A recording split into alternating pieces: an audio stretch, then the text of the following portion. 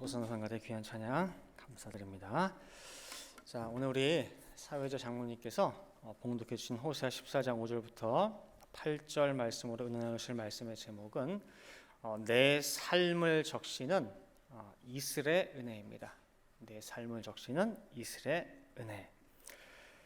자, 오늘 이 본문이 기록된 호세아 14장은 북이스라엘의 여로보암 2세가 통치하던 시기예요.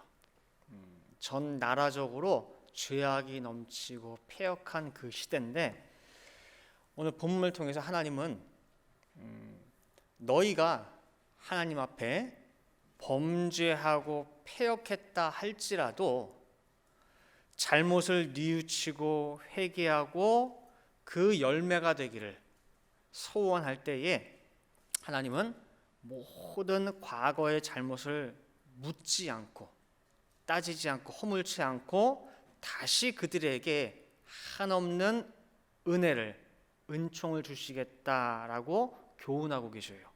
근데 그 은혜의 모습을 어떻게 표현하고 있느냐라고 할 때 이슬이라고 표현하고 있어요. 이슬. 자, 호세아 14장 5절 오늘 본문을 앞에 보시면은요, 내가 이스라엘에게 무엇과 같으리니? 이슬과 같으리니라고 얘기하고 있어요. 여러분들, 그 하나님께서 은혜를 끼쳐 주시는 그런 하나님의 은혜의 모습이 성경에서는 여러 가지로 이제 표현을 하고 있어요. 그 중에 오늘 등장하는 그 이슬 같은 은혜 혹시 들어보셨어요? 네. 자, 그럼 성경에 하나님의 은혜의 유형을 한번 크게 세 가지로 한번 볼게요. 첫 번째로 보면요, 오순절 성령같이 불같이 바람같이 임하는 은혜가 있어요. 자, 사도행전 2장 1절부터 4절 말씀을 보시면은요, 오순절 날이 이미 이름에, 자, 저희가 다 같이 한 곳에 모였더니, 잠깐 9절 나오나요? 성경 9절. 사도행전 2장 1절부터 4절 말씀.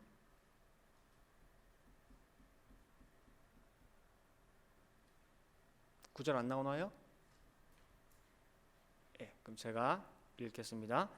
오순절 날이 이미 이름에 저희가 다 같이 한 곳에 모였더니 호련히 하늘로부터 급하고 강한 바람 같은 소리가 있어 저희 앉은 온 집에 가득하여 불에 혀같이 갈라지는 것이 저희에게 보여 각 사람 위에 임하여 있더니 저희가 다 성령의 충만함을 받고 성령이 말하게 하심을 따라 다른 방언으로 말하기를 시작하니라. 그래서 오순절날 성령을 받는데 어떤 모습으로 표현하고 있어요?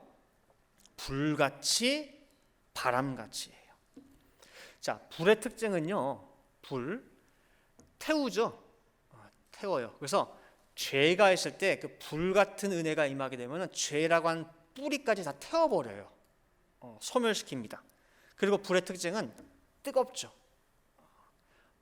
냉랭했던 가슴에 이 불 같은 은혜가 임하게 되면은 사람이 뜨거워가지고 가만히 있을 수가 없어요.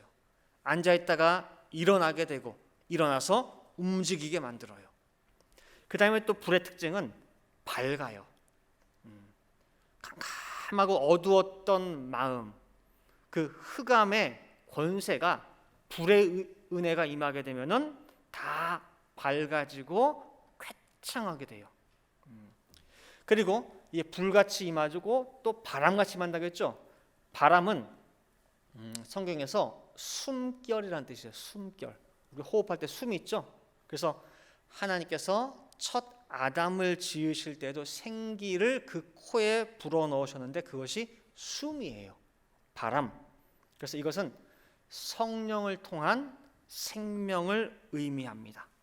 자, 요한복음 3장 8절 말씀에 보시면은요, 바람이 임의로 불매 네가 그 소리를 들어도 어디서 오며 어디로 가는지 알지 못하나니. 자, 성령으로 난 사람은 다 이러하니라 라고 나오죠.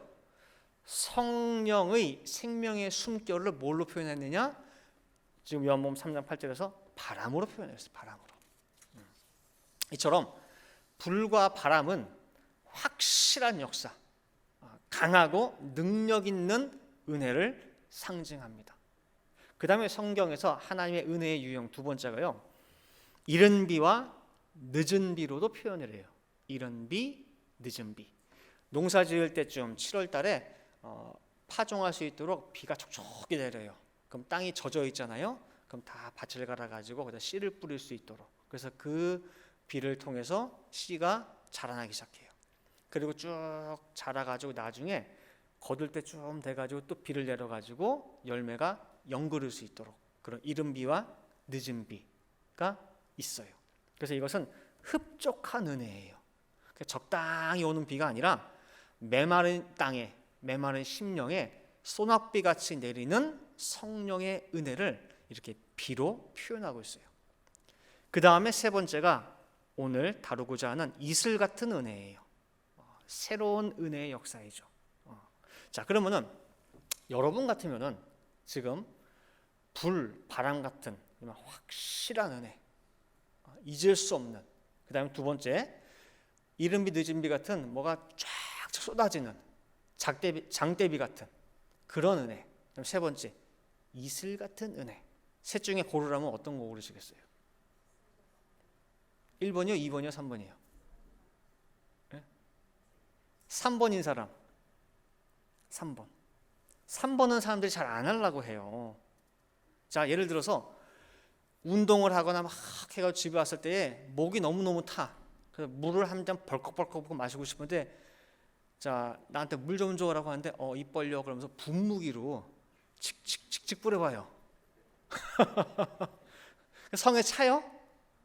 그 마음 같아서는 그냥 이만한 컵에다 푹 마시고 싶은데 기다려 그러면서 분무기로 축축축축 뿌리면 그 언제 그 갈증이 해소가 됩니까? 그죠? 이슬이 그래, 이슬이. 그런데요, 우리 생각에는 이왕 은혜 받을 거 불같이 바람같이 장대비같이 받아야지 이게 뭐냐 우습게 생각될 수 있습니다. 그러나 초목이 성장하는 데 있어서 비만큼이나 중요한, 아니 더 중요할 수 있는 게 이슬이에요. 우리 여기 캘리포니아 LA 살다 보면 더 느끼실 거예요. 저도 집에다가 이제 화분이나 그런 데다가 이제 뭐 고추니 가지니 뭐 이렇게 뭐 방울토마토 키우고 있거든요. 그럼 물 주죠. 매일 주거나 이틀 하면서 주거나 물 준단 말이에요. 근데 걔네들은 주는데 밖에 있는 그냥 자란 이름도 모르는 애들은 물 줘요, 안 줘요, 여러분들이? 안 주죠. 근데 죽어요, 안 죽어요? 안 죽어요. 저희도 집 가라지 앞에 이렇게 쭉 찾아보면은 조그마한 그 평수에 뭐 풀 같은 게 하나 자라 있어요. 신경 안 쓰거든요. 물 준 적도 없어요. 근데 때 되면 또 알아서 또 꽃도 피고 졌다가 안 주고 어떻게 살아 있어요. 물 준 적이 없어요. 여름 되면 여기 한 달이고 두 달이고 비가 안 옵니다. 그럼 신기하게 쟤는 나는 물 준 적이 없는데 어떻게 살지 싶은데 어떻게 살아요? 비도 안 왔는데. 맞아요. 이슬이에요, 이슬. 초목에게 있어서는 비가 안 와도, 비가 한 달, 두 달, 석 달을 안 와도 이슬만 있으면은 살아요. 이슬로 살아, 이슬로. 자, 엘리야 선지자가 아하방 때에 3년 6개월 동안 이 온 이스라엘에 비가 안 올 거라라고 예고를 했죠. 근데 우리가 언뜻 그냥 생각할 때는 비가 안 왔구나라고만 생각을 하는데요. 그게 아니에요. 비뿐만이 아니라 엘리야 선지자가 무엇까지도 그치게 했느냐? 이슬이에요, 이슬. 이슬까지도 그치게 했기 때문에 온 나라가 난리가 난 거예요. 비 안 오고 이슬이라도 왔으면 뭐가 돼요? 잘할 수 있어. 근데 뭐까지 그쳤어요? 이슬까지. 자세히 보세요. 열왕기상 17장 1절 말씀 보시면은요. 길르앗에 우거하는 자 중에 디셋 사람 엘리야가 아합에게 고하되 나의 섬기는 이스라엘 하나님 여호와의 사심을 가리켜 맹세하노니 내 말이 없으면 수년 동안 무엇이 없다. 그렇죠. 우로예요. 비와 로는 뭐예요? 이슬이에요, 이슬. 여러분들 영어나 히브리 성경을 찾아보면 확실히 알 수 있어요. 비와 이슬까지도 잊지 않을 것이다 라고 분명히 말씀하고 있어요. 모든 것이 다 끊겨버리는 거예요. 이처럼 은혜의 역사가 성경에서는 다르게 나타나요. 홍해가 갈라지고 그 밑에 마른 땅이 드러나고, 요단강이 갈라져서 마른 땅이 드러나고, 그런 확실한 오순절 성령 불 같은 바람 같은 은혜가 있는가 하면은, 목마른 백성 짐승 위에서 반석을 땅 치니까 그냥 물이 강같이 퍽 나오는 그냥 충족한 은혜, 그냥 많은 심령을 한꺼번에 확 적셔주는 그런 역사가, 이른비 늦은 같은 은혜가 있는가 하면은, 이슬은 광야에서 어떤 모습으로 비교할 수 있겠어요? 광야에서 홍해 갈라지고 그냥 막 마른 땅 들어가는 거, 우와 하는 거, 불 같은 바람 같은 역사죠. 반석에서 물이 팍팍 터져 한꺼번에 물을 다 적실 수 있어, 내 심령을. 비 같은 은혜죠. 그 광야에서 이슬 같은 은혜는 어떻게, 무슨 모습으로 나왔을까요? 조용하면서도 있는 듯 없는 듯 소리 소문 없이 펼쳐지는 그런 은혜, 그것이 광야에서 뭐가 있었습니까? 만나예요. 만나. 날마다 아침에 눈 뜨고 탁 나가보면은 뭐가 있어요? 만나요. 그게 이슬 같은 은혜예요. 자, 출애굽기 16장 13절 14절 말씀 보시면은요, 저녁에는 메추라기가 와서 진에 덮이고 아침에는 이슬이 진 사면에 있더니 그 이슬이 마른 후에 광야 지면에 작고 둥글며 서리같이 세미한 것이 있는지라 그랬죠. 그 다음에 민수기 11장 9절 말씀에도 보시면은, 밤에 이슬이 진에 내릴 때에 만나도 같이 내렸더라 말씀하고 있어요. 그죠? 우리가 여태까지는 만나 그 뜻도 알고 많이 들어보고 배워보고 했어요. 근데 만나가 어떻게 내리는지는 그냥 무심히 넘겼어요.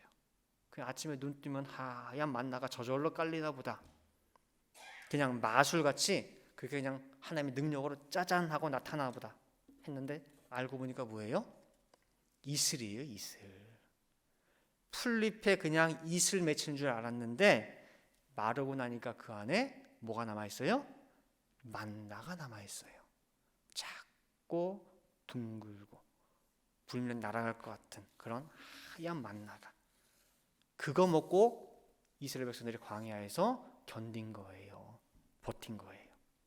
이게 굉장히 놀랍고 깊은 말씀이에요. 잘 새겨놓으시 바래요.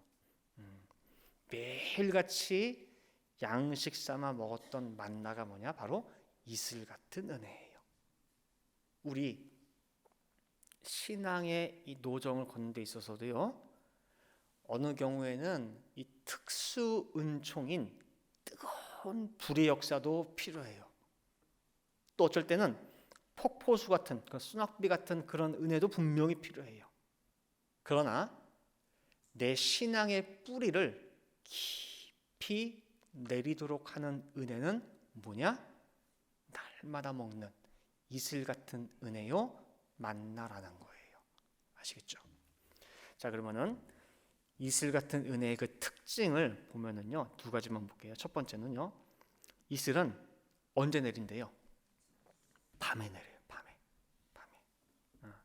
방금 우리가 출애굽기 16장과 민수기 11장 9절도 살펴봤지만은 이슬은 밤중에 내려요.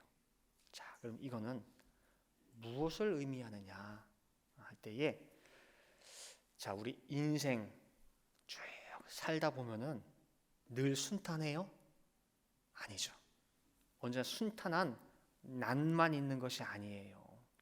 옛날에 우리나라 한창 힘들고 어렵고 할 때에 그 송도간이 불렀던 쨍하고 뭐 할 날? 해 뜰 날 온다 그랬죠.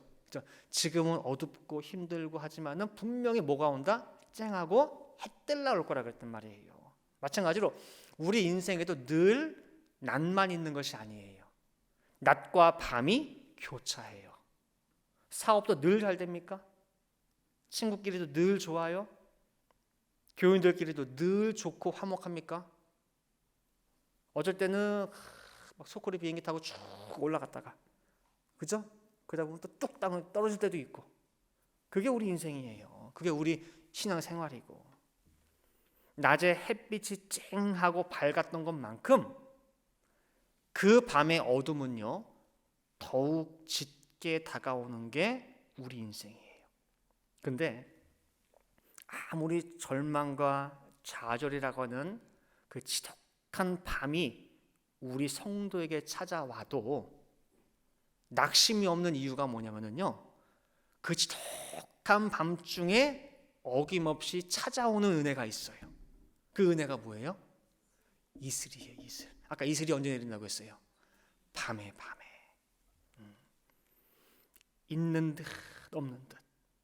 있었나 그때? 없었던 것 같은데. 기억도 잘 안 나요. 기억도 잘 안 나는데 불현듯 다가오는 은혜가 있어요. 그 밤중에 나를 흔들어 깨워주고 다시금 세워주고 다시금 힘을 얻게 해주는 그 은혜가 있어요. 예수님 십자가 달리실 때요, 자, 가룟 유다와 베드로, 누가 나쁜 놈이에요? 네? 자, 배신한 걸로 치면은 둘 다 거기서 거기에요. 가룟 유다는 은 30에 예수 팔고 마음이 찔려가지고 다시 갖다 줬죠. 자, 그럼 베드로는 자기 입으로 3번이나 예수를 부인하고 마지막 3번째는 저주까지 해서 저주까지. 그럼 누가 더 나아요? 누가 그나마 나아요? 50보 100보예요. 두 사람 다 똑같이 다 밤을 만났어요. 자, 요한복음 13장 30절 말씀 보시면은 유다가 그 조각을 받고 곧 나가니 뭐라라? 밤이로라 그랬어요. 이건 실제 보이는 밤뿐만 아니라 그 속에서 예수와 예수의 말씀이 다 사라져 버렸어. 그냥 깜깜한 밤을 만났어요, 가룟 유다가. 자, 그럼 베드로는 누가복음 22장 54절 말씀 보시면은요, 예수를 잡아 끌고 대제사장의 집으로 들어갈새 베드로가 멀찍이 따라가니라 그랬어요. 예수님 포승줄에 묶여가지고 끌려갈 때에 수제라고 한 녀석이 옆에 따라가면서 변호한 것이 아니라 멀찍이 따라갔어. 왜? 예수님이랑 엮일까봐, 누가 나 알아볼까봐. 언제는 예수 따라서 오게도 가고 중대로 가겠다고 장담하던 그 녀석이 지금 멀찍이 따라가요. 예수님 빛입니다. 예수님 참 빛이에요. 참 빛이 저기 있는데 내 자리는 어디예요? 여기야. 그럼 여기가 밝겠어요? 어둡겠어요? 여러분들이 집에 등 있죠? 등 저쪽에 구석에 켜놔서 환해. 거기는 환해. 여기서 책 보려고 하면 책 보입니까? 글자가? 안 보이죠, 당연히. 여기는 어두워요. 저기는 빛이지만은. 지금 베드로 상태가 그래요. 멀찍이 쫓아가. 베드로 서 있는 이 자리는 뭐예요? 밤이에요. 가룟 유다와 베드로 똑같이 밤을 맞았지만은 두 사람의 결말은 극명하게 갈렸어요. 한 사람은 자살로, 한 사람은 통에 자복하는 회개로. 그럼 이 두 차이가 어떻게 났느냐? 한 사람에게는 이슬 같은 은혜가 있었고 다른 한 사람에게는 그것마저도 없었어요. 여러분들, 베드로를 회개시킨 게 누구예요? 회개시킨 거, 베드로를 닭. 누구라고 하긴 좀 그렇죠. 닭이니까. 닭 울음소리가 깨웠어요. 근데 잘 생각해 보세요. 닭이 그날따라 베드로를 위해서 일부러 울었습니까? 그것도 신경 써서 2번이나? 일부러 울었어요? 아니면은 그냥 원래 울었어요? 원래 우는 거예요, 닭은. 원래 닭은 새벽에 그 시간쯤에 울어요. 어제도 울었고 오늘도 울고 내일도 울 거예요. 그런데 왜 그 밤의 닭소리만 특별하냐? 닭 울음이 특별한 게 아니라 닭 울음소리에다가 예수님이 뭘 심어놨어요? 특별하게 말씀을 심어놨어요. 아까 만나가 어디에 심겨져 있었어요? 이슬 속에 심겨져 있었잖아요. 이슬 속에. 이슬이 마르고 나니까 거기 뭐가 나타났어요? 만나 나타났죠. 늘 매일같이 우는 그 닭 울음 속에다가 예수님께서 베드로를 끔찍히 사랑하사 어떻게든 베드로를 살리시기 위해서 거기다 뭘 심어놨느냐? 당신의 마음과 심정과 말씀을 그 안에 심어놓은 거예요. 너 닭 울기 전에 뭐 나를 3번 부인해. 이슬 속에 만나 심어놨듯이 예수님이 심어놓은 거예요. 누가복음 22장 60절부터 62절 말씀 보시면은 베드로가 가로되 이 사람아 나는 너 하는 말을 알지 못하노라고 방금 말할 때에 닭이 곧 울더라. 주께서 돌이켜 베드로를 보시니 베드로가 주의 말씀 곧 닭 울기 전에 네가 3번 나를 부인하리라 하심이 생각나서 밖에 나가서 심히 통곡하니라 그랬죠. 닭 울음소리 속에 뭐가 심겨져 있었어요? 예수님 말씀이 심겨져 있었어요. 우리도 그런 거 있잖아요. 흔히 기억이 하나도 안 날 때 뭐라 그러냐? 새카맣게 잊어버렸다 그랬어요. 새카맣게 잊어버렸다. 베드로가 그래요. 새카맣게 잊어버렸어요. 캄캄한 밤이에요. 캄캄한 그 망각의 밤에 이슬 같은 은혜가 닭 울음을 통해서 역사하사 베드로의 밤을 종지부 찍고 새벽을 불러온 거예요. 그렇기 때문에 이슬 같은 은혜가 없으면은 무서운 밤, 이 환란의 밤을 이겨낼 수가 없어요. 그러나 우리 성도에게는 무엇이 있다? 이슬의 은혜가 우리 캄캄한 밤을 만나도 있어요. 그래서 우리가 버틸 수가 있는 거예요. 아시겠죠? 그 다음에 이대주로 이슬의 특징이 뭐냐면요, 이슬은 은밀히 내려요. 은밀히. 이슬은 소리 없이 내리죠. 그래서 어떤 분들 새벽에 일어나가지고 조깅한다고 막 해가지고 동네 한 바퀴 쭉 돌고 오면은 나도 몰랐는데 머리카락이나 뭐 어깨나 몸에 이렇게 촉촉하게 젖어 있죠, 이렇게. 그죠? 그걸 발견하게 돼요. 나도 몰랐는데. 이게 이슬의 은혜예요. 하나님의 역사도요, 조용히 은밀하게 이루어져요. 내가 했다고 드러내지도 않고 내세우지도 않습니다. 있는데도 없는데 묵묵하게 하나님의 지으신 모든 만물들, 삼라만상들이 다 돌아가고 있어요. 이와 같은 이슬의 은혜를 날마다 체험하고 몸에 배어서 살아가는 성도들 또한 이렇게 움직여요. 똑같이 조용하게 움직여요. 일을 해도 소리 없이 모든 게 다 이루어져요. 데살로니가 교회를 향한 사도 바울의 권면도 이렇게 말씀하고 있어요. 너희가 일하되 이슬 같은 은혜로 일하라. 교회를 섬기라 말씀하고 있는 거예요. 다 데살로니가전서 4장 10절과 11절 말씀을 보겠습니다. 너희가 온 마게도냐 모든 형제를 대하여 과연 이것을 행하도다. 형제들아 권하노니 더 많이 하고 또 너희에게 명한 것 같이, 잘 보세요, 종용하여 자기 일을 하고 그랬죠. 내가 뭐 했다 떠들래요? 아니에요.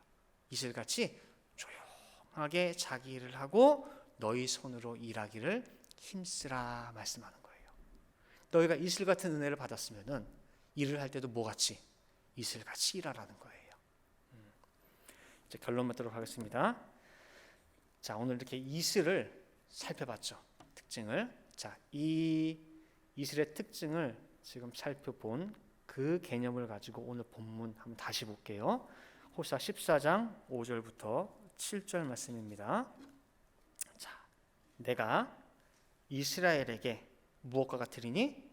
이슬과 같으리니. 그렇게 역사하시겠다는 거예요. 하나님께서 그렇게 역사했을 때에 저가 이스라엘이 백합화 같이 피겠고 레바논 백향목 같이 뿌리가 어떻게 된대요? 깊이 박힌대요. 그 가지는 퍼지며 그 아름다움은 감람나무와 같고 그 향기는 레바논 백향목 같으리니 그 그늘 아래 거하는 자가 돌아올지라. 저희는 곡식같이 소송할 것이며 포도나무같이 꽃이 필 것이며 그 향기는 레바논의 포도주같이 되리라. 그렇죠. 내가 이스라엘에게 무엇같이 됐을 때, 무슨 은혜를 끼쳤을 때에, 이슬같이 됐을 때, 이 이슬의 은혜를 받은 자는 죽었다가도 죽은 듯 하다가도 뭐예요? 소생하게 된대요.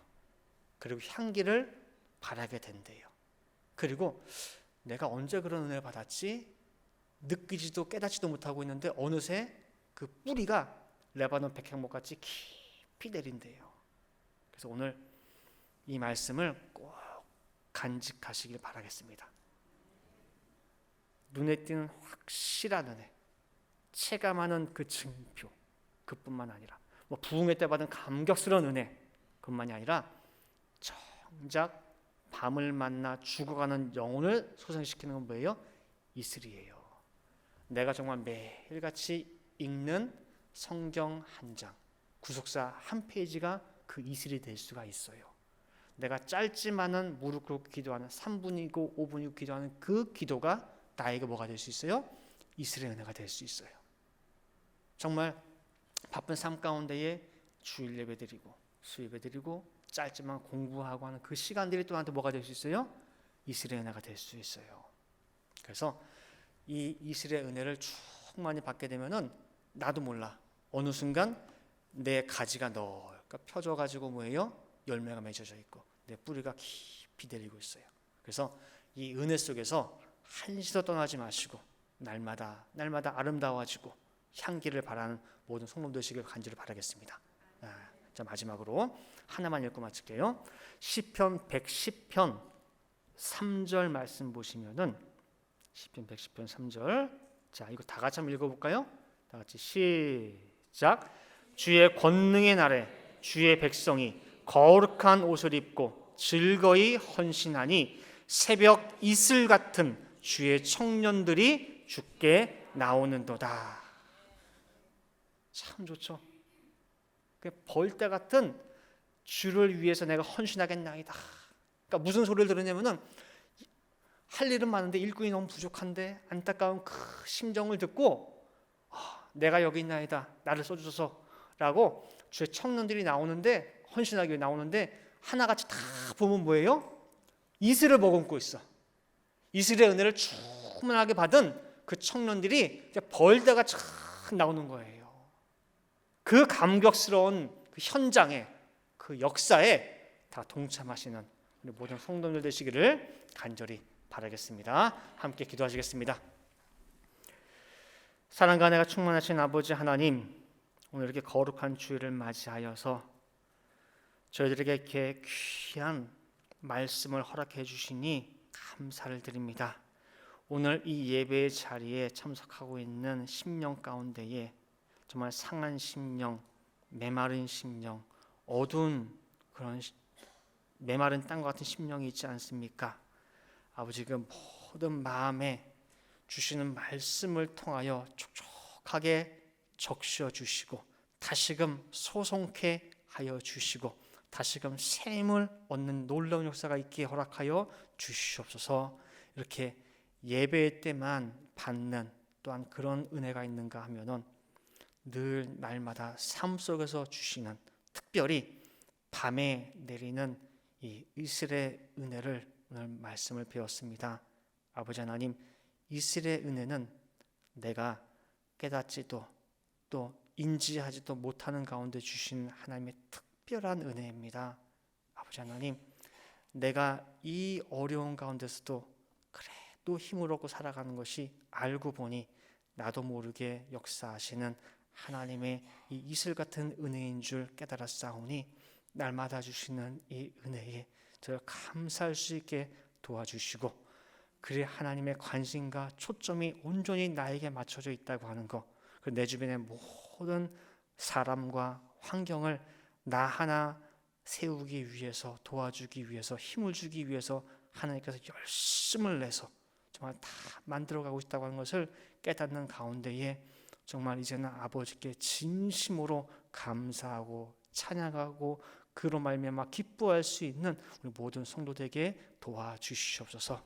그리하여 아버지께서 이제는 나의 이 역사를 위해서 내 손이 되고 발이 되고 입이 되어서 일해줄 이 일꾼들이 어디 있느냐라고 할 때에 정말 그 새벽의 은혜, 이슬의 은혜를 잔뜩 머금은 그 청년들이 우리 늘 부르는 성도 한 사람 한 사람이 되어서 아버지 앞에 일하기 위해서, 헌신하기 위해서 손들고 나갈 수 있는 모두가 되게 도와주시옵소서. 오늘도 이렇게 예배를 드리고 돌아가지만은 아버지께서는 함께하여 주시어서 이슬의 은혜로 또 신앙의 뿌리가 깊이 내리고 향기를 발할 수 있도록 함께해 주실 줄 믿고 감사드리며 이 모든 말씀 사랑이 많으신 예수 그리스도 받들어 기도 올리옵나이다. 아멘.